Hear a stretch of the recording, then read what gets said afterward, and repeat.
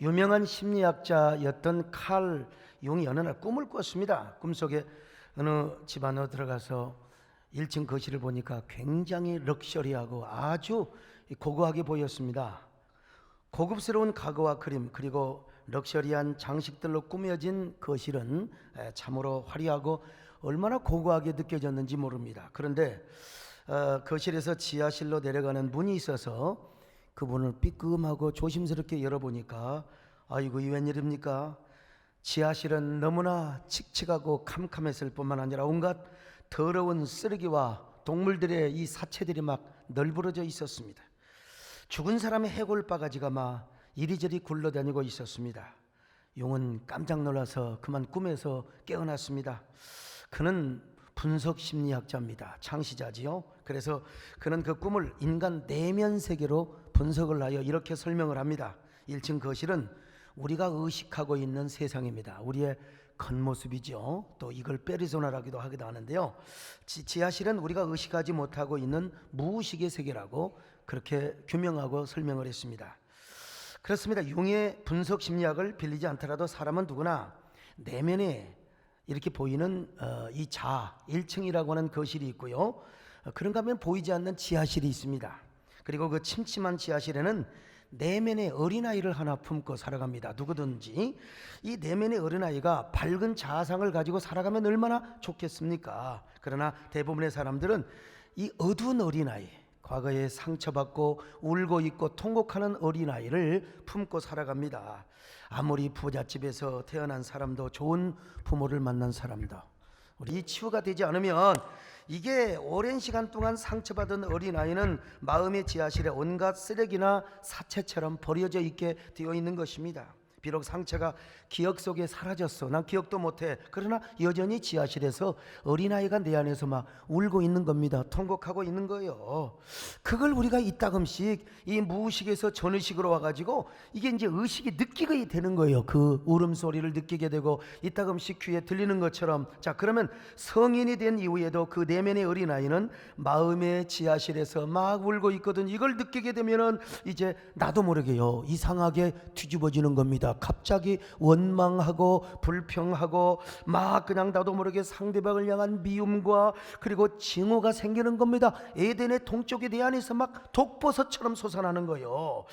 이런 이야기를 하면 이건 나하고 상관없어, 천만의 말씀입니다. 여러분, 오늘 우리는 모두가 다 성인이 되었지만 성인이라는 껍데기 속에 누구나 상처받은 어린아이를 다 품고 살아가요. 오늘 여러분 속에 어떤 어린아이가 존재하고 있습니까? 여러분의 심장 저 밑에 있는 지하실 밑바닥에 그 어린아이가 울고 있습니까? 웃고 있습니까? 여전히 통곡하고 있지 않나요? 대부분의 사람들은 이 교회를 오면서 기쁜 마음으로 오기도 하지만은 아마 우울한 마음으로 온 사람도 있을 수 있어요. 왜? 그 어린아이가 울고 있기 때문에 그렇습니다. 그래서 우리가 막 고백하잖아요. 주여, 나 자주 옵니다. 나 자주 통곡합니다. 찬송가도 그런 노래가 있어요, 여러분요. 나 자주 울고 있어요. 오 주님, 나 자주 통곡합니다. 오 주여. 자, 여러분, 그렇다면 우리는 우리 내면에 숨겨져 있는 마음속 지하실의 어린아이와 화해를 해야 합니다. 화해. 우리가 그 어린아이고 우리 과거에 받은 상처와 화해를 하지 않으면 여러분 끊임없이 자기 연민에 빠져 있어요. 술만 먹어야 되는 게 아니라 술을 안 먹어도 자기 연민에 빠져가지고 와, 나같이 불쌍한 놈이 어디가 있어? 나는 이렇게 잘한 놈이야. 나같이 불쌍한 신세가 어디가 있어? 신세 타령하며 살아가게 되는 거예요. 그 어린아이와 화해하지 않으면 여전히 우리는 우울합니다. 불안합니다. 그리고 두려움의 노예로 살아갈 수가 있어요. 아니면 끊임없이 누군가를 향한 분노와 적대 감정을 막 갖고 살 수밖에 없어요. 정서가 마비되니까. 감정의 불구자로 살아가는 거예요. 꽃을 보면 꽃이 아름답다. 날아가는 제비를 보면은, 그리고 뻐꾸기 소리를 들으면은 봄이 가네, 인생은 아름다워. 그래야지. 이런 막을 놈의 소쩍새 확 갖다 총 있으면 쏴 죽여버려. 여러분, 그래서 이 정서가 마비가 되면 그러는 거예요. 그럼에도 불구하고 많은 사람들이 지하실에서 울고 있는 어린아이를 달래주려고만 합니다. 이 심리학자들, 상담가들은 말이죠. 물론 달래주면 그 순간은 울음은 그칠 수 있죠. 그러나 상처받은 우리의 과거는 적절하게 위무하고 누른다고만 되는 것이 아닙니다. 그 상처와 화해를 해야 돼요. 어린아이와 화해를 해야 됩니다. 울지 않기로, 이제 울지 않기로, 이제 울지 말자. 그래야 우리가 이웃과도 화해하며 하나님을 정상적으로 섬기고 교회 생활도 사명자 노릇을 제대로 할 수 있는 거예요. 이게 해결이 안 되니까 교회 와서도 깽판을 친다니까, 그냥 자꾸 그냥 싸움 사람 없으니까 그냥 목사하고 쌈 걸자고 그러는데, 여러분 제가 여간 맺짐이 강합니까 여러분? 예?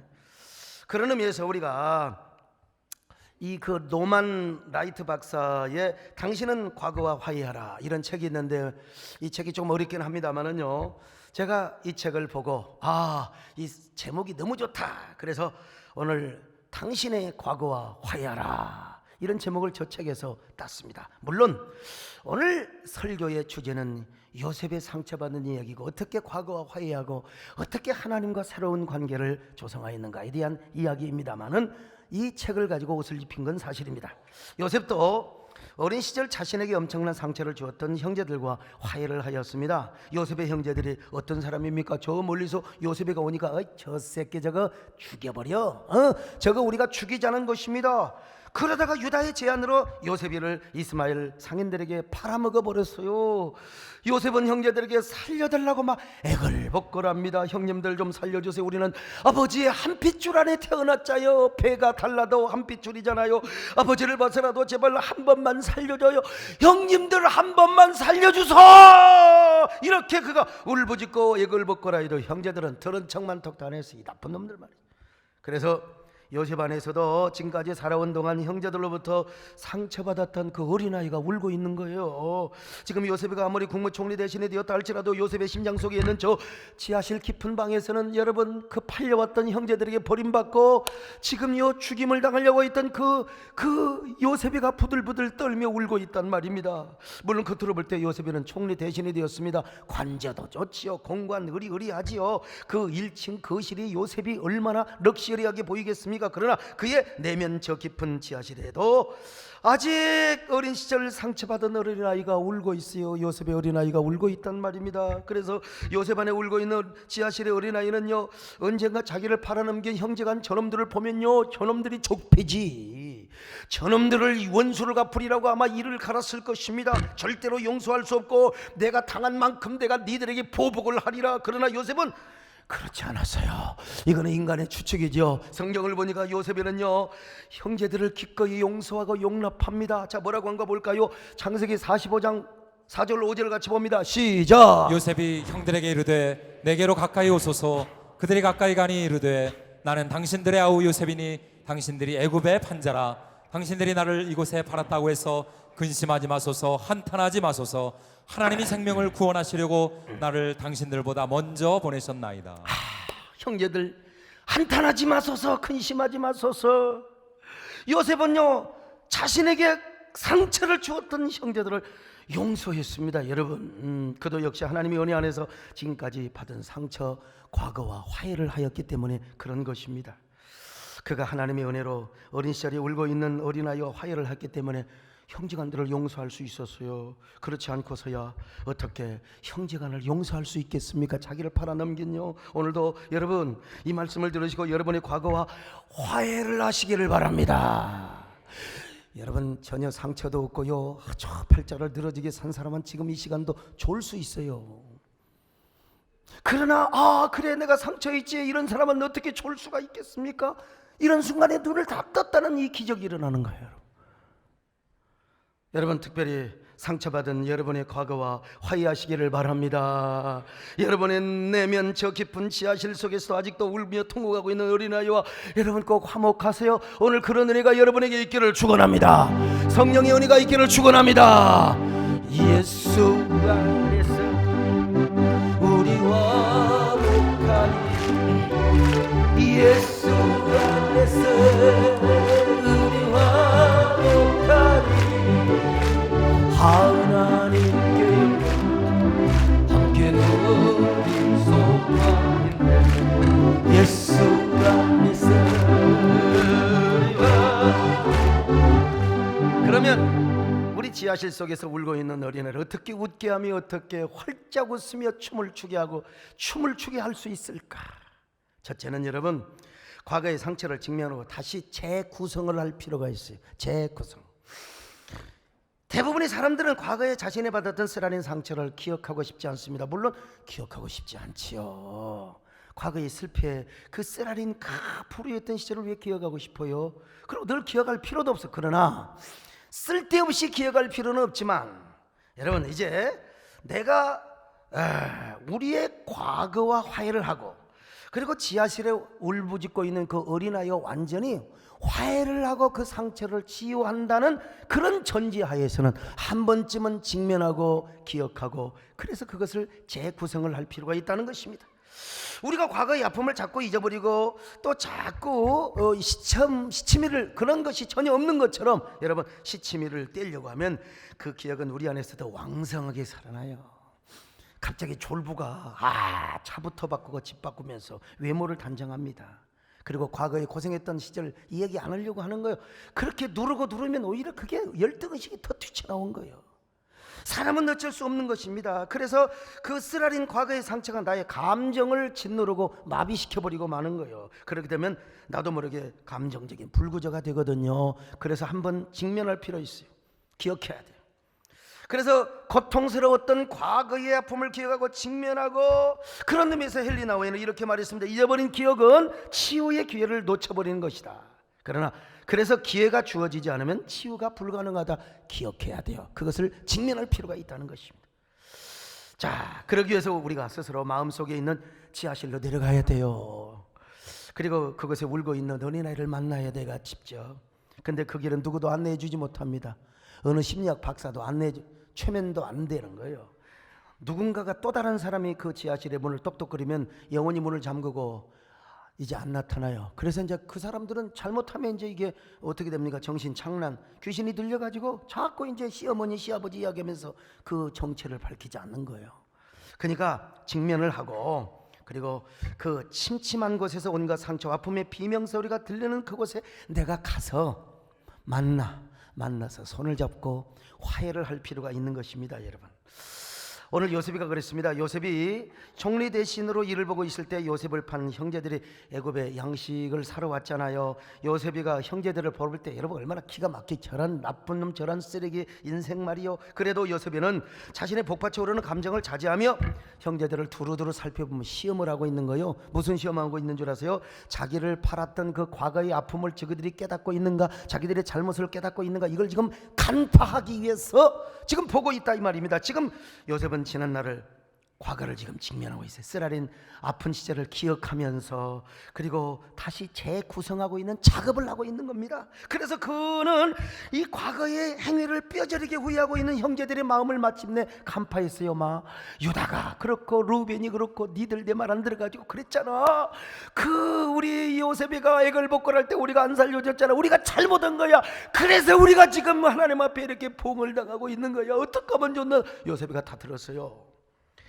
요셉은 마침내 통곡하기 시작합니다. 얼마나 큰 소리로 울어버렸는지 요셉이 우는 소리가 막 애굽의 온 궁중대에 다 들렸고 바로의 궁중에까지 들렸습니다. 자, 창세기 45장 1절로 2절입니다. 시작. 요셉이 시종하는 자들 앞에서 그 정을 억제하지 못하여 소리질러 모든 사람을 자기에게서 물러가라 하고 그 형제들에게 자기를 알리니 그때에 그와 함께한 다른 사람이 없었더라.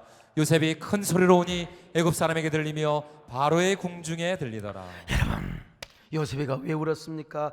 정을 억제하지 못해서요. 그 정은 어떤 정이요? 혈육의 정입니다.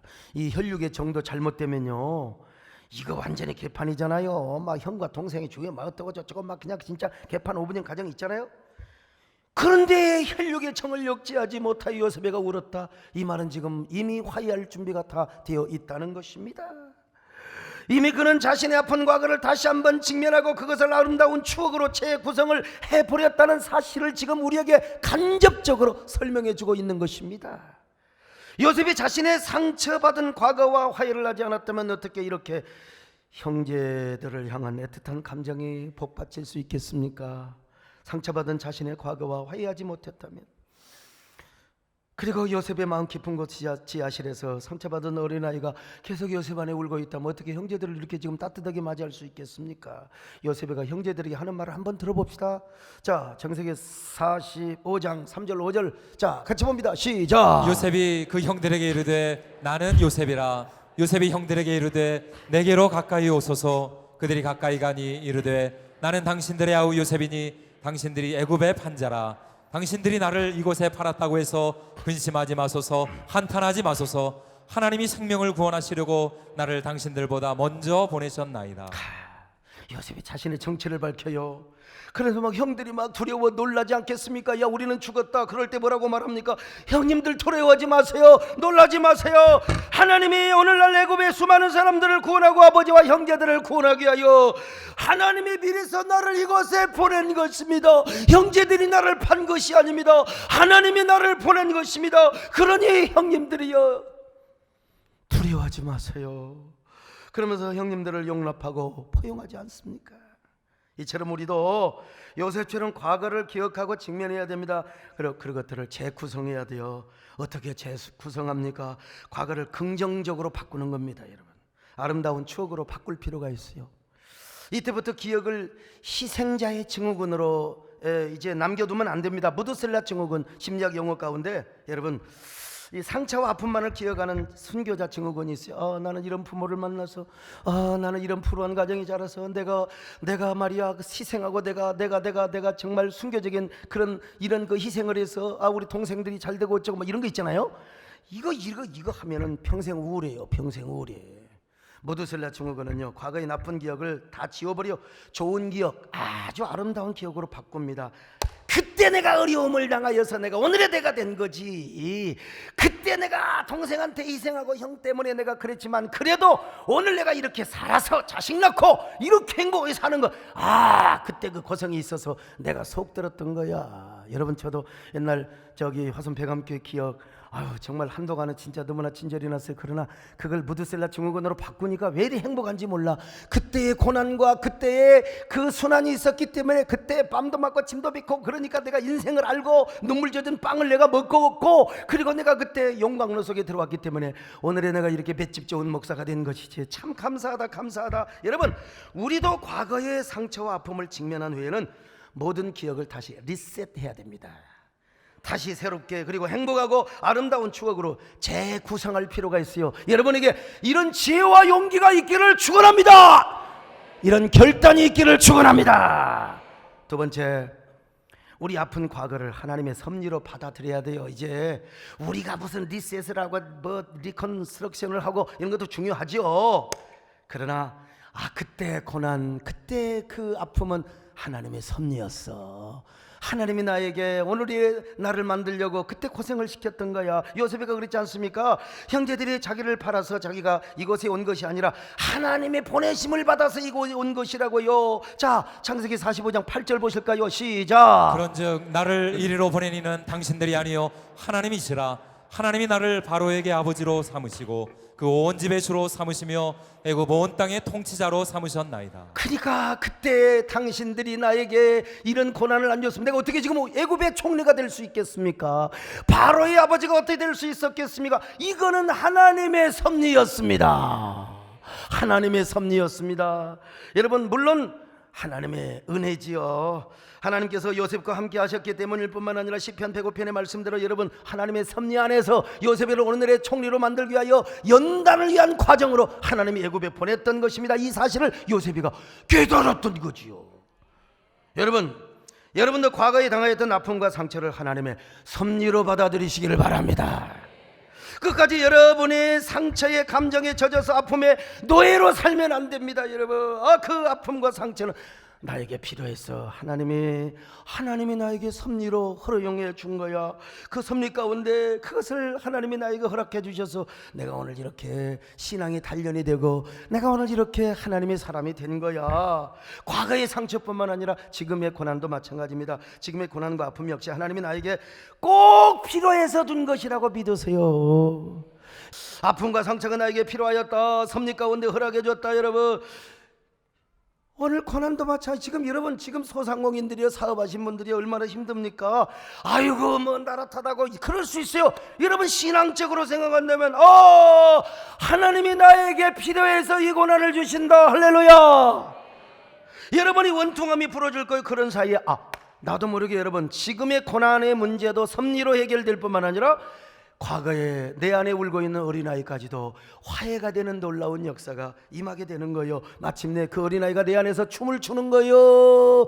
내 아내가 막 춤을 추는 거, 막 뭐라고 춤을 출까? 여러분, 이제 이 그 소쩍새가 가끔 지금 울더라고. 보니까 소쩍새가, 옛날에 우리 어머니 아버지가 그랬어요. 소쩍 하면은 흉년이 온대요. 그런데 이제 소쩍다 그러면 이제 풍년이 온다는 거예요. 내 눈에는요 자꾸요, 내 귀에는요 소쩍다 이렇게 들리는 거요. 올 한해 경기도 좋아지는 역사가 있기를 바랍니다. 아주 그냥 풍년의 역사가 있기를 바랍니다. 어린아이가 우리 안에서 막 춤을 춰야 돼요. 풍년이 왔네, 풍년이 와. 이거 이영미 전사님 나와야 되는데 아무튼 간에 여러분이 이 말씀을 듣고 깨달으시면요, 깨닫는 순간부터 성령께서 도와주실 것입니다. 아들아, 좋은 결정을 하였다. 내가 너의 손을 잡아주리라. 그렇습니다. 여러분, 지쳐서 기도할 수 없고 눈물이 빗물처럼 흘러내릴 때 여러분의 연약함을 아시고 성령께서 여러분 과거와 화해하게 하시며 여러분의 눈물과 상처를 닦아 주실 것입니다. 홀로 외로워서 마음이 무거워질 때마다 여러분, 성령께서 여러분에게 오셔서 위로하여 주실 것입니다. 아멘. 함께 노래로 고백하십시다. 여러분요, 당신이 지쳐서 기도할 수 없는 눈물이 빗물처럼 흘러내릴 때 주님은 우리 연약함을 아시고 사랑으로 인도하시네. 누군가 널 위하여, 누군가 기도하네. 내가 홀로 외로워서 마음이 무너질 때 누군가 널 위해 기도, 누군가 널 위하여, 누군가 널 위하여,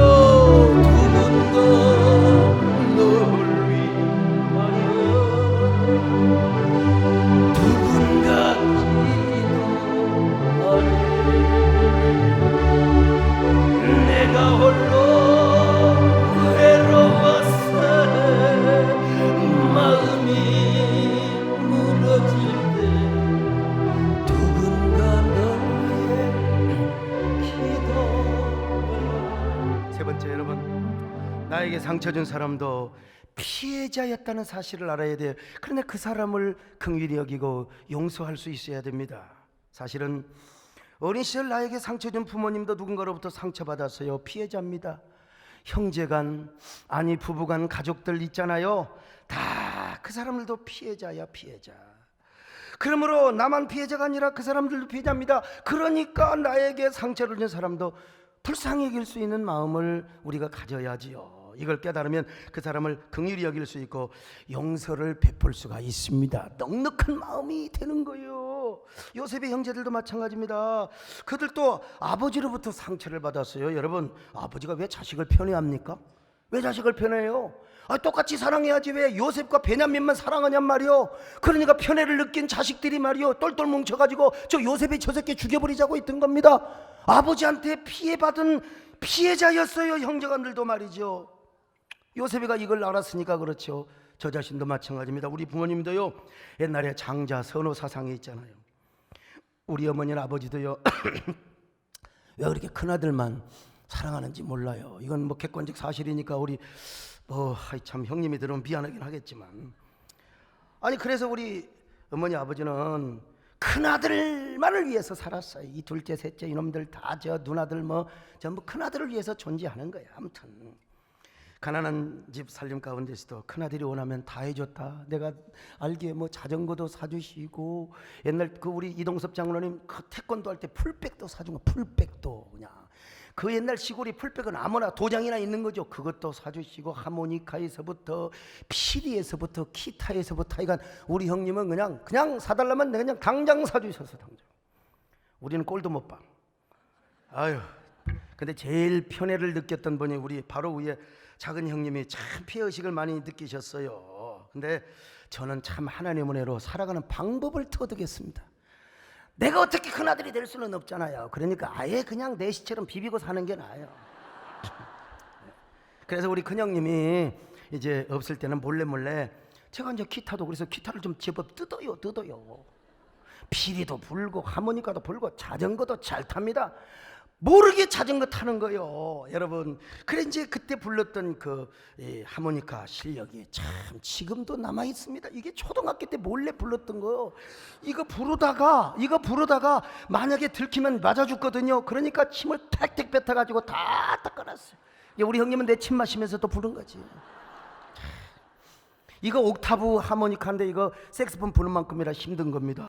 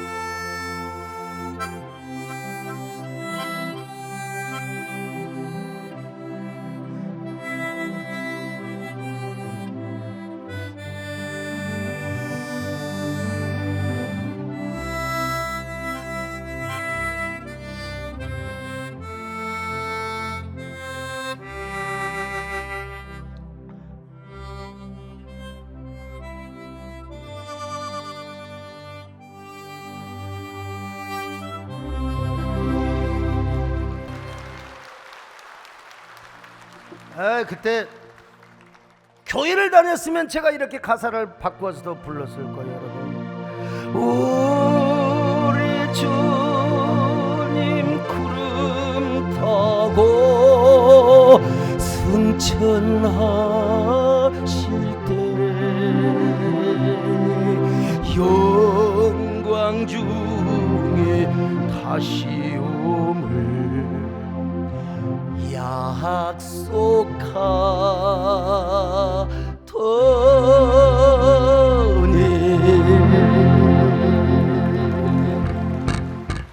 근데 어쨌든 어린 시절을 생각하면 우리 어머니 아버지도 누군가로부터 상처받았어. 특별히 우리 아버지 동생한테 상처받았어요. 동생이 사업하고 망하고 뛰어 도망가니까 서울로 아버지가 피시켰어요. 그리고 동생 구속면을 요구 전답 다 팔아가지고 동생 보호해준 우리 아버지가 참 훌륭해요. 참 훌륭해. 내가 우리 아버지 피를 이어받은 사람이라는 거 아셔야 됩니다, 여러분. 근데 얼마나 힘드셨을까. 지금 생각해보면 아유 참 얼마나 힘드셨을까. 우리 어머니 아버지 생각하면 불쌍해요. 그리고 긍휼히 여겨지고 뭐 용서할 거 뭐가 있어요. 그냥 자동적으로 화해되고 내 안에 있는 울고 있는 어린아이와 자동 화해가 되는 거죠. 요셉이가 그랬어요. 나를 판 우리 형제들도 사실은 다 피해자였다. 그러니 내가 용서하고 내가 화해해야지. 그런 마음이 들었을 거예요. 그래서 그는 하나님의 은혜 안에서 자기를 판 형제까지도 끝없이 긍휼히 여기고 용서했던 거예요. 이것은 자신의 문제가 해결되니까 가능했던 것이죠. 오늘 우리도 나에게 상처를 준 분들 피해자 있음을 알고 긍휼히 여기며 용서하는 게 좋습니다. 그것이 자신의 과거와 화해를 하는 길이기도 합니다. 특별히 여러분 그 어린 시절에 부모님이 여러분의 이 가슴의 한 지하실에 한 부분을 어둡게 한 적이 있습니까? 형제 친척 그리고 헤어진 배우자. 이거 다 여러분 그냥 이것마저도 그 사람도 피해자야, 내가 긍휼히 여기고 용서할 필요가 있는 것입니다. 사랑하는 아버지, 옛날 나 때리고 옛날 나 버리려고 했던 거 아버지 내가 이해합니다. 용서합니다. 사랑하는 어머니, 저를 혼내주고 때리고 저를 버리려고 했던 거 용서합니다. 형님들, 누나들, 언니들이여, 어린 시절 나를 때리고 억압하고 버리려고 했던 거 내가 다 용서할게요. 그리고 아무개 씨, 여러분만 알잖아요. 비록 나에게 상처만 주고 내 곁을 떠나갔지만 당신도 피해자인 걸 내가 압니다. 잘 사세요, 잘 사세요, 잘 있어요, 잘 가세요 하고 여러분 화해하는 거예요. 그렇게 고백하면서 십자가에 달리신 주님 앞에 나가보세요. 십자가를 붙들고 또 고백해보세요. 그럴 때 여러분이 스스로 여러분의 과거와 화해가 되고요, 여러분 속에 울고 있는 어린아이를 달랠 뿐만 아니라 화해하여 화해되는 놀라운 역사가 나타나요. 그럴 때 여러분의 인생이 형통하게 됩니다. 여러분이 지도자가 되는 거예요.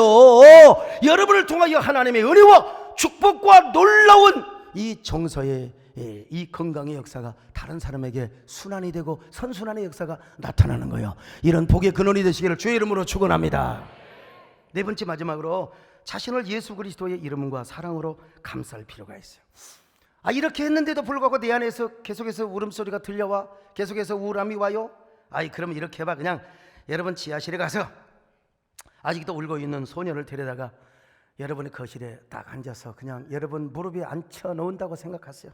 앉혀보세요. 그리고 자신의 이름을 부르며, 그것도 주 예수 그리스도 이름으로, 주 예수 그리스도 안에서, 이건 무슨 뭐 게스탈트 세라피아와 같은 그런 시시한 법이 아니에요. 그리스도 예수 안에서 그냥 어디까지나 상상을 하며 내가 이렇게 나를 위안하는 겁니다. 소강서가 너 참으로 좋은 아이야. 응? 너같이 정직하고 착한 아이가 없어. 너에겐 자신감이 필요하고 너에게는 강한 힘이 필요해. 네가 앞으로 험난한 세상을 살아갈 텐데 내가 너에게 강한 힘을 그리고 자신감을 불어넣어 줄게. 이제 두려워하지 마. 하나님이 너와 함께 하는 거야. 그리고 너와 함께 하신단다. 하나님뿐만 아니라 나도 너를 사랑할 테니까 이제부터 나는 너를 예수 그리스도 이름으로 축복하며 사랑할 거야. 이제부터 마음을 강하게 하고 담대히 하거라. 담대히 하거라. 힘들고 지쳐서 낭망하고 넘어질 때 하나님이 너의 손을 잡아줄 거야. 나도 너를 위로하며 살아갈게. 이제 우리 서로 미워하지 말고 살아가자. 힘들고 지쳐 낭망하고 넘어져 일어날 힘 전혀 없을 때에 조용히 손 잡아주시고 나에게 말씀하시네.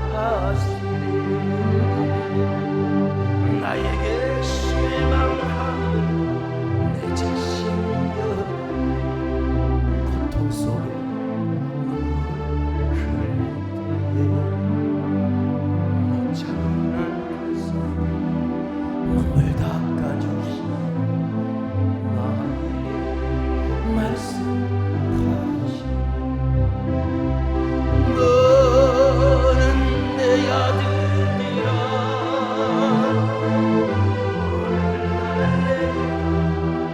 너를 안았도다. 너는 내 아들이라 나의 사랑하는 너는 내 아들이라. 너는 내 아들이라. 오늘날 내가 너를 안도다. 너는 내 아들이라. 나의 사랑하는 내 아들이라. 여러분, 요셉이가 이렇게 하고도 남았을 겁니다. 그는 보디발 집에서 종로들하고 감옥에 갇혀 처절한 삶을 살았을 때 아버지의 사랑을 생각했어요. 아버지 사랑.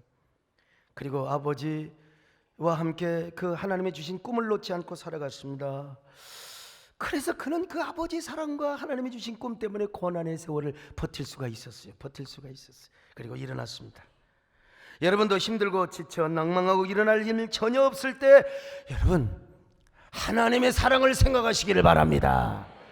예수 그리스도의 사랑을 생각하시기를 바랍니다.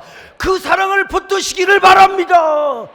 함께 의지할 가족이 있잖아요. 또 여러분 그리스도 안에서 여러분을 사랑하고 여러분 손잡아주는 사람이 있잖아요. 그 사람들을 기억하고 그 사랑을 기억하며 일어나세요. 그래서 요셉은 형제들에게 자신의 신분을 밝히면서 맨 먼저 물어보는 게 뭐냐? 아버지 안 보였어. 아버지 잘 계십니까? 자, 창세기 45장 3절 상반절 시작. 요셉이 그 형들에게 이르되 나는 요셉이라 내 아버지께서 아직 살아계시니까. 이런 그가 자신의 아픈 과거와 온전하게 화해할 수 있었습니다. 자신의 아픈 과거와 화해를 하니 자신의 원수였던 형제도 용서할 수 있었고요. 보디발 아내와 보디발 가정도 용서할 수 있었고 그 애굽의 수많은 사람들을 재난에서 구원할 수 있었습니다. 뿐만 아니라 그는 아버지의 모든 가족들을 구원하고 섬겼습니다. 만약에 그가 자신의 과거와 화해하지 않았다면 총리 대신이 되었다 하더라도 자신의 원수들을 얼마나 보복회해서 요즘 뭐 적폐청산 용어가 많은데 이미 적폐청산의 제1호로 삼았을 거 이놈들 말이죠. 그러나 그는 자신 안에서 과거의 아픔과 화해를 했기 때문에 모든 사람을 섬김의 대상, 사랑의 대상으로 봤습니다. 그래서 그는 하나님의 구원 역사를 이루는데 위대한 다리 역할을 쓰임받았게 되었고요. 애굽의 전무한 총리 대신이 될 수 있었습니다. 오늘 여러분들이 이런 사람이 되시기를 축원합니다. 여러분에게 어떤 아픔이 있어요? 여전히 여러분의 내면의 지하실 속에 지금 어린아이가 울부짖고 있습니까? 그 울음소리나 여러분이 스스로 이렇게 우울한 삶을 살고 있어요? 왜 이렇게 우울하나? 비도 오지 않는데. 여러분 과거와 화해를 해야 됩니다. 화해를 해야 돼요. 그러기 위해서 여러분의 아픈 상처를 기억하고 직면하셔야 됩니다. 그리고 그것을 다시 재구성할 필요가 있어요. 모든 고난과 아픔과 상처는 오늘의 나를 만들기 위한 하나님의 섭리였다고 받아들이세요. 부모님을 비롯하여 여러 사람도 피해자였다는 사실. 우리 이동섭 장로님 얼마나 국회의원 낙선을 했어요. 내가 다 될 수 있었는데 그 상처였는데 그러나 그 상처 나오고 관계가 다 되면은 이번에 그 용인 씨의 뭡니까 원삼의 쾌한 역할을 했다고 시장님과 함께 제가 늦게 갔는데 이미 나 가기 전에 행사를 해버렸더라고. 보니까 다 상을 주고 격려를 하고 또 이런 영광도 있지 않습니까? 오늘 다 예수 그리스도 이름으로 그 사람들을 격려하고 사랑하고 그리고 여러분이 여러분 자신을 다독이시기를 바랍니다. 그리스도 예수 이름으로 여러분을 사랑하세요. 이게 성경적이요. 이웃을 내 몸과 같이 사랑하라고. 어떻게 남을 사랑합니까? 나를 사랑한 이후에 의한 남을 사랑할 수 있는 거죠. 그런데 더 중요한 게 있어요. 주님의 사랑을 기억하는 거예요. 내가 하는 것 한계가 있습니다. 오늘 이 시간 주님께서 여러분에게 말씀하십니다. 아들아 딸아, 내가 너를 얼마나 사랑하는지 아느냐? 내가 너를 얼마나 기다렸는 줄 아느냐? 내가 너를 얼마나 좋아하는 줄 아느냐?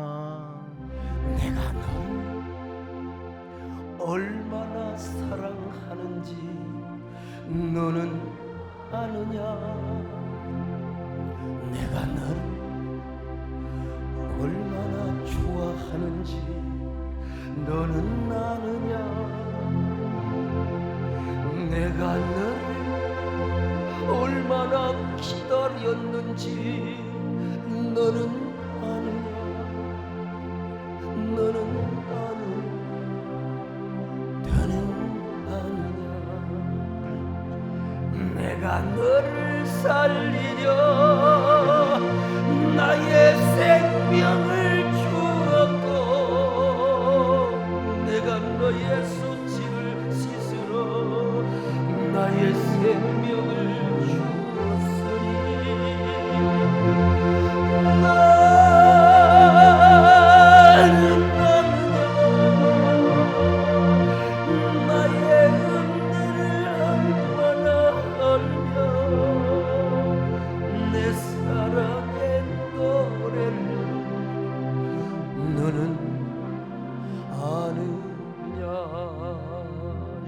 하나님의 사랑을 믿는다면 우리 두 손을 가슴에 얹고 기도로 하나님께 나아갑니다.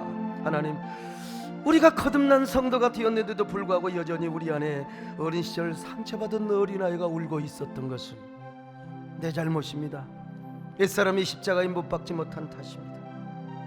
겉으로는 아무런 일이 없고 멀쩡한 사람처럼 보일지라도 우리는 가면을 쓰고 교회 왔고 내면의 지하실에서 아직도 꾸중도 꼽에 맞고 버림받았던 어린아이가 통곡하고 있는 것은 우리가 예수 그리스도의 피로 지난 과거와 화해하지 않고 제대로 용서를 경험하지 못한 것입니다. 이 시간 성령께서 주시는 은혜와 감동 안에서 우리의 어린 시절의 과거와 화해하게 하여 주옵소서. 우리의 삶 속에 지하실에 돌을 던졌던 부모님 그리고 형제 모든 지인들 오늘 이 시간 화해하는 시간을 갖게 하여 주시옵소서. 그 사실을 직면하고 이제 다시 아름다운 추억으로 재구성을 하게 하여 주옵시고 지난날의 아픔의 상처는 오늘의 저를 만들기 위한 하나님의 섭리였던 것을 깨닫게 하옵소서. 다른 피해자들을 용서하고 긍휼히 여기는 마음을 갖게 하시고 이제는 제가 주님의 사랑 안에서 나 자신을 다독이며 감싸며 살아가는 저희들 되게 하여 주시옵소서. 한 1-2분 동안 여러분 간절히 가슴에 손을 얹고 속삭이는 기도를 합니다. 오 하나님, 저를 얼마나 사랑하시는데 저는 그 사랑을 느끼지 못하고 맨날 원망과 불평의 노예로 살아갔습니다. 주님이 나를 얼마나 기다리고 얼마나 좋아했는데 맨날 우리는 주님의 사랑을 보지도 못하고 느끼지도 못하고 나에게 상처 준 사람들에게 원망만 하고 세상을 비관하고 살아갔습니다. 주여, 시간 모든 걸 다 청산하게 하시고 오늘 내가 새로워지게 하여 주시옵소서. 과거와도 화해하게 하시고 과거에 울고 있는 어린아이와 화해하는 예수 그리스도의 피와 보혈의 능력으로 우리 모든 과거를 정리하게 도와주시고 미래로 향하게 하옵소서. 하나님의 사랑으로 나가게 하옵소서. 하나님의 은혜의 바다로 나가게 하옵소서. 우리가 정서적으로 영적으로 감정적으로 치유를 받고 우리의 살아온 세월도 깨끗하게 무드셀라 증후군으로 바꾸고 이제 주님과 함께 단둘이 걸어가는 축복된 신앙생활 하게 하여 주시옵소서.